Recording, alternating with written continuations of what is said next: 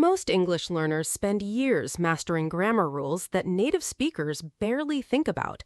The real difference between sounding fluent and sounding like a textbook is just 20 sentences, and most teachers will never tell you what they are.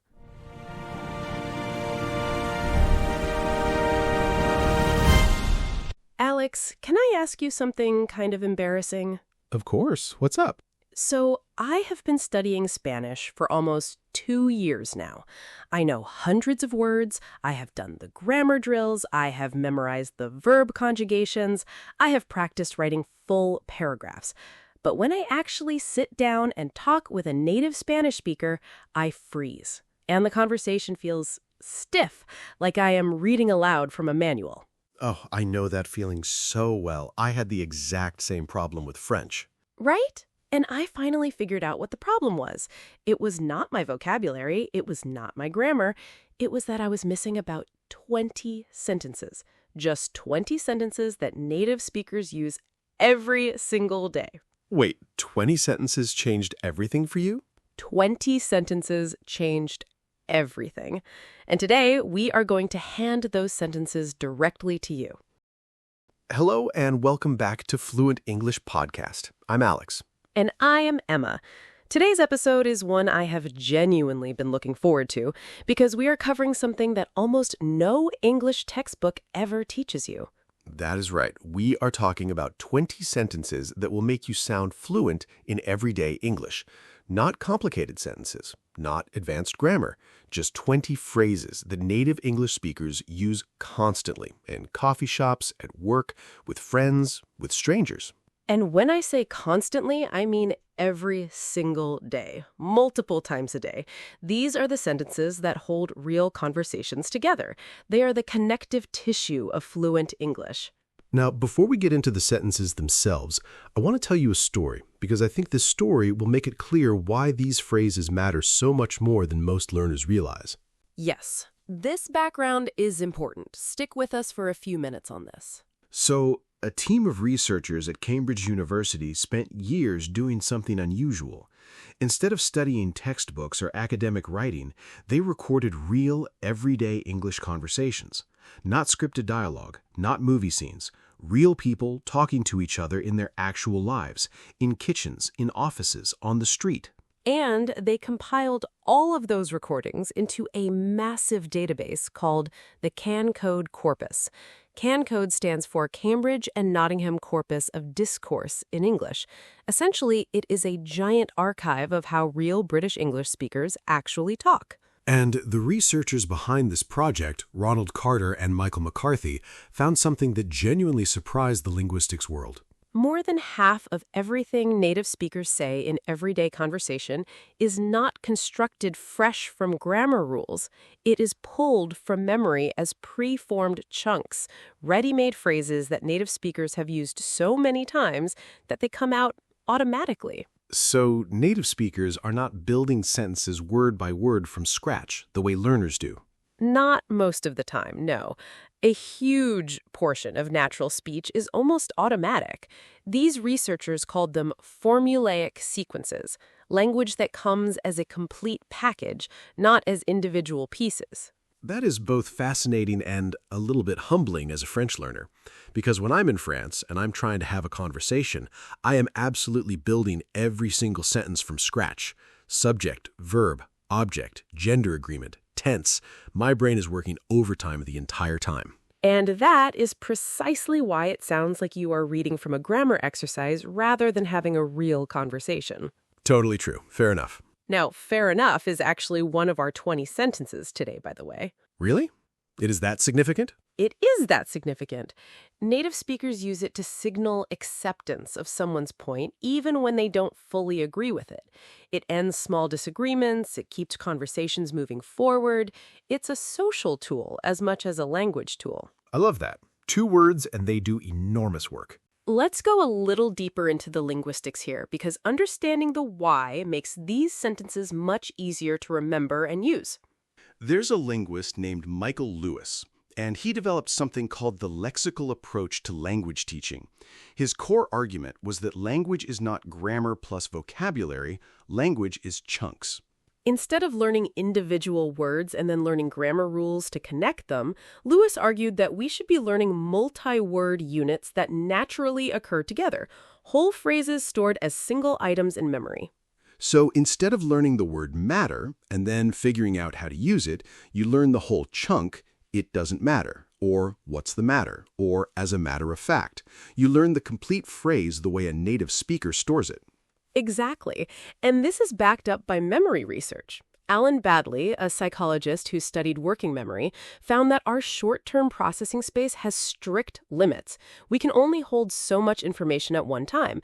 But if the phrase, better safe than sorry, is stored as one single unit in your brain, it uses far less mental space than if it were stored as 5 separate words you have to assemble on the fly. So fluency is partly about freeing up that mental bandwidth. If your common phrases are automatic, your brain can spend its energy on meaning, on responding, on connecting with the person you're talking to, rather than on construction.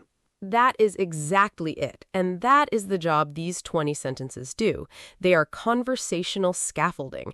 They are the frame that holds your English together while your brain works out what to say next. All right, the case is made. Let us get into the sentences. Let's do it. How are we organizing these? I grouped them by function because each of these phrases does a specific job in conversation.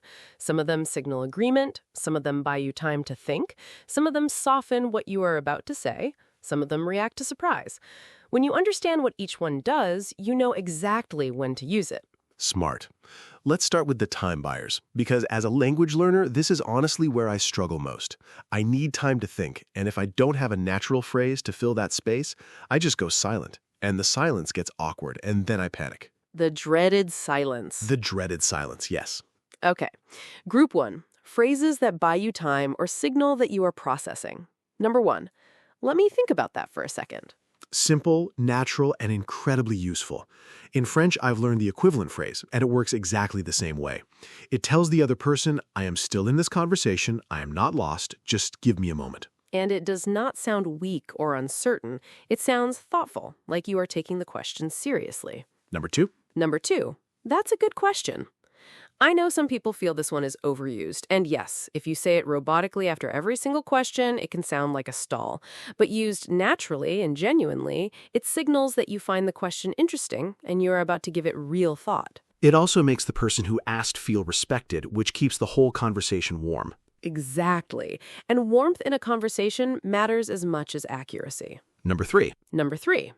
I'm drawing a blank. This one took me so long to learn, and now I use it all the time.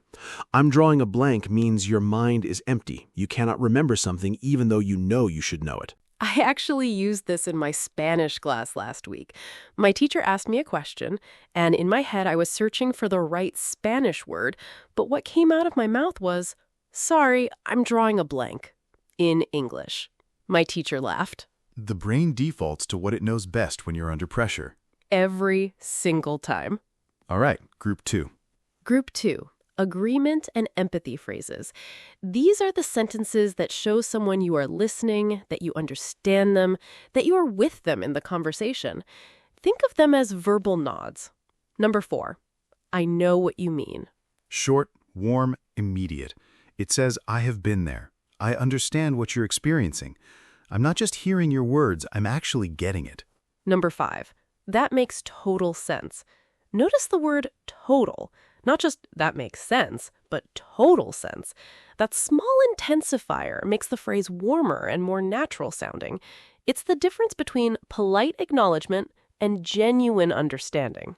Small words carry a lot of weight in English. They really do. Number 6. You're telling me. Now, this one confuses a lot of learners because it literally sounds like you are giving someone an instruction, but in spoken English, you're telling me is a strong expression of agreement. It means I know exactly what you mean. I feel the same way, and I feel it just as strongly as you do. So if I say, this traffic is absolutely brutal today, you might respond, You're telling me. Right. It is enthusiastic agreement. You're not telling me anything I do not already know from personal experience. That is a great example of how you cannot translate English phrase by phrase. The literal reading and the actual meaning are completely different. Which brings us back to Michael Lewis's point. Learn the chunk as a whole unit. Do not try to decode it word by word. Number 7. Number 7, I can't argue with that. This is a graceful way to agree, especially when someone has made a point you were not expecting or were initially resistant to. It is concessive, meaning you are giving some ground, but it is warm rather than reluctant. Group 3. The soft disagreeers. This is one of the most culturally important groups for English learners, I think, because American English in particular has a whole vocabulary for disagreeing without sounding aggressive. Native speakers rarely say "you are wrong" directly. They have a softer toolkit. Number 8, don't get me wrong. You use this at the beginning of a sentence when you are about to say something that might sound critical or negative, but you want the other person to understand your intention is not to attack them.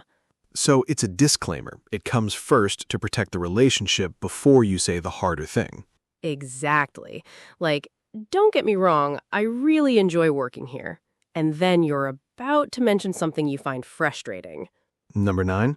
Number 9, I hate to break it to you, but this one is a little more dramatic. It signals that you are about to deliver news that the other person probably does not want to hear.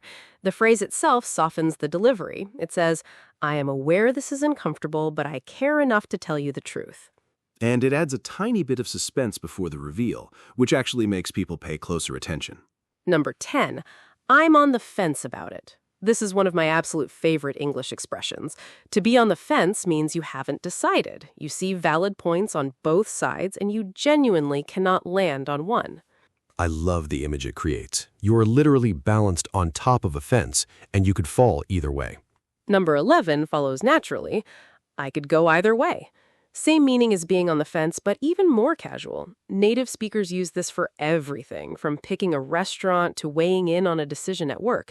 It signals that you have no strong preference and you're open to whatever the group decides. These two phrases are incredibly useful for me as a learner because there are plenty of times when I genuinely do not have a strong opinion, but I lack the natural phrase to express that. So I end up either saying nothing, which looks disengaged, or I pretend to have a preference I don't really have. Learning these phrases gives you an honest way to participate in conversations even when you are neutral. Group 4? Group 4, the surprise and reaction phrases. Conversations have peaks and valleys. Something unexpected comes up, something funny or shocking or strange, and you have to react immediately and naturally. This is exactly where learners freeze because there is no time to think about grammar. Your reaction has to come out fast, or it does not feel real. Number 12, that came out of nowhere. You use this when something catches you completely off guard. Information, a question, a change of plans, an event. It signals total surprise. So if we were talking about the weather and suddenly you said, by the way, I'm moving to Spain, I would say, Hopefully, you would say, that came out of nowhere, and also, congratulations. I would absolutely say both of those things. Number 13. Number 13, no way. Possibly the most versatile reaction phrase in casual English. It expresses disbelief, surprise, excitement, or even firm refusal, entirely depending on your tone and the context. No way, with a high rising tone, is often positive, almost like you can't believe something good just happened. No way, with a flat, level tone, can be a clear refusal. The tone does so much work in English. The same two words carry completely different meanings. And that is something you can only learn from actually listening to native speakers, not from reading a textbook. Number 14. Number 14. Wait, what? This is the most natural way to express real-time confusion. Your brain needs a second to catch up. You say, wait, what? And the other person knows to slow down, repeat, or clarify. I used to always reach for, I beg your pardon, or could you repeat that, please? Which are perfectly correct, but sound very formal in a casual conversation. Wait, what? Is so much more natural when you're just chatting with someone. Perfect example. There is a time and place for formal phrasing, but in everyday conversation, matching the register of the people around you is what makes you feel like one of them. Group 5. Group 5, the Navigators.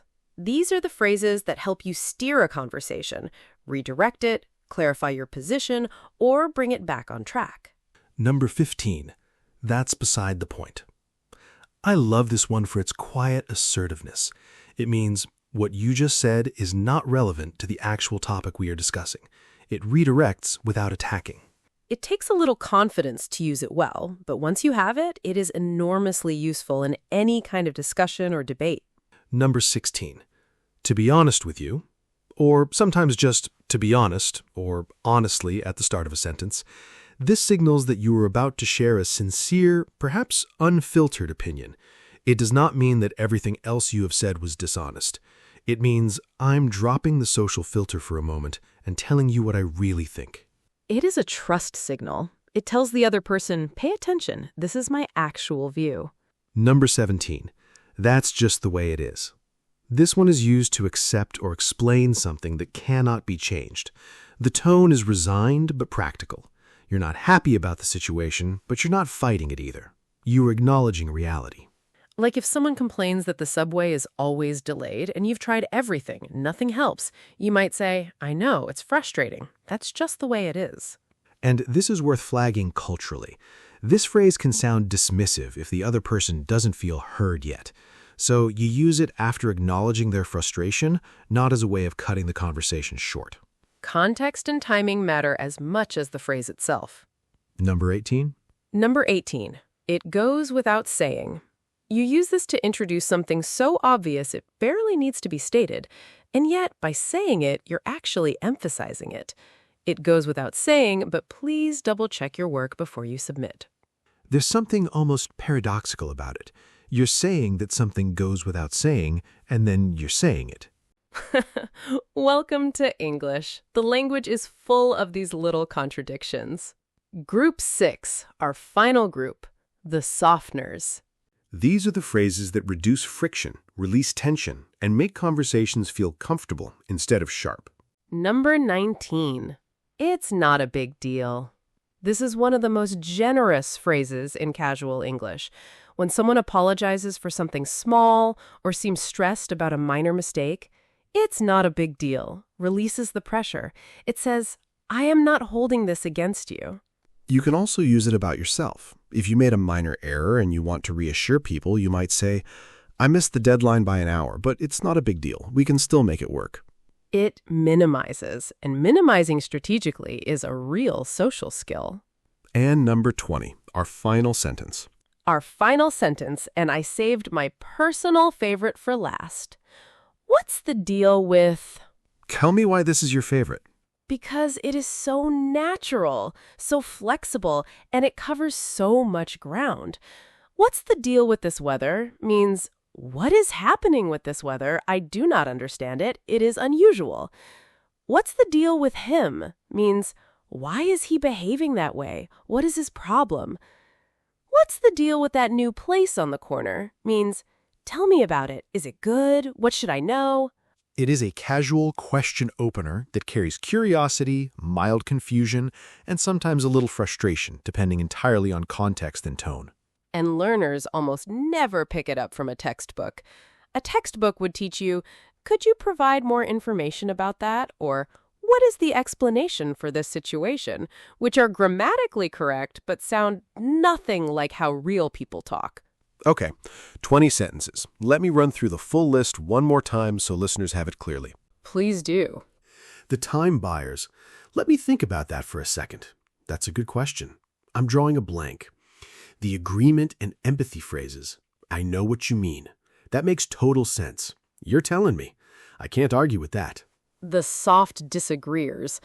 Don't get me wrong. I hate to break it to you, but I'm on the fence about it. I could go either way.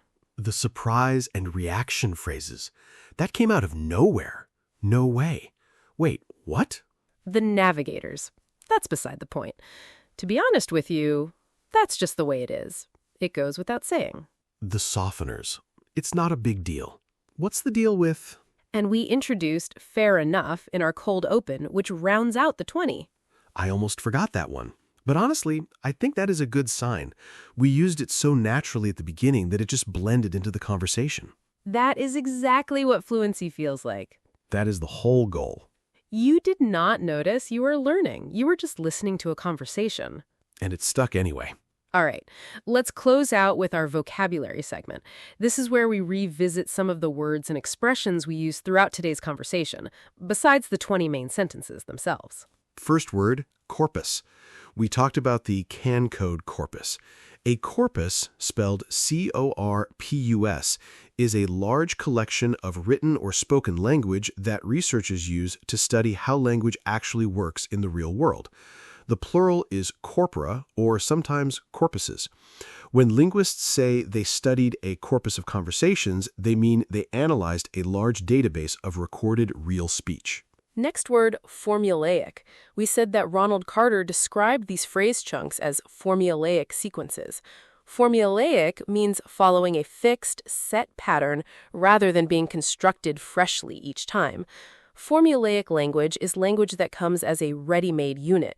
You could also use it in other contexts. A formulaic response to criticism means a predictable, stock response rather than a genuine, original one. Next, scaffolding. We described these 20 sentences as conversational scaffolding. Scaffolding is the temporary framework that builders put up around a building while it is under construction. In language learning, the word scaffolding refers to any support structure that helps you communicate while your deeper skills are still developing. Over time, as your fluency grows, you need the scaffolding less. Next word, concessive. We described I can't argue with that as concessive. To be concessive means to concede something, to give a little ground, to acknowledge the other person's point or accept their argument, even if only partially. It comes from the verb to concede. A concessive statement in a debate says, you have a point, and I am willing to acknowledge it. And finally, to minimize. We talked about using it's not a big deal to minimize something. To minimize means to reduce the apparent size or importance of something, to make it seem smaller than it might otherwise look. In conversation, minimizing can be generous, as when you tell someone not to worry about a small mistake. It can also be a way of managing your own stress by choosing not to treat a minor setback as a crisis. So today's 5 vocabulary words: corpus, formulaic, scaffolding, concessive, minimize. And with those words, you now have not just 20 key conversational sentences, but a framework for understanding why they exist, what function they serve, and how to use them at the right moment. One challenge before we go: pick 3 of today's 20 sentences, just 3, and use them in a real conversation this week. Not all 20 at once. Start with 3, get those 3 automatic and natural, and then come back for 3 more. Small, consistent steps are how fluency actually builds. Not cramming, not pressure, just regular, deliberate use. If you want to go deeper on the research behind formulaic language and why chunks matter so much in acquisition, look into Michael Lewis's work on the lexical approach. It genuinely changed how I think about language, not just Spanish, but my own native English too. And Ronald Carter and Michael McCarthy's research on the CAN code corpus is a fascinating read if you want to see just how different real spoken English is from what gets taught in classrooms. If you are watching on YouTube, drop in the comments which of these 20 sentences you already use and which one you are most excited to practice. We read all of your comments. Bye, everyone. Bye.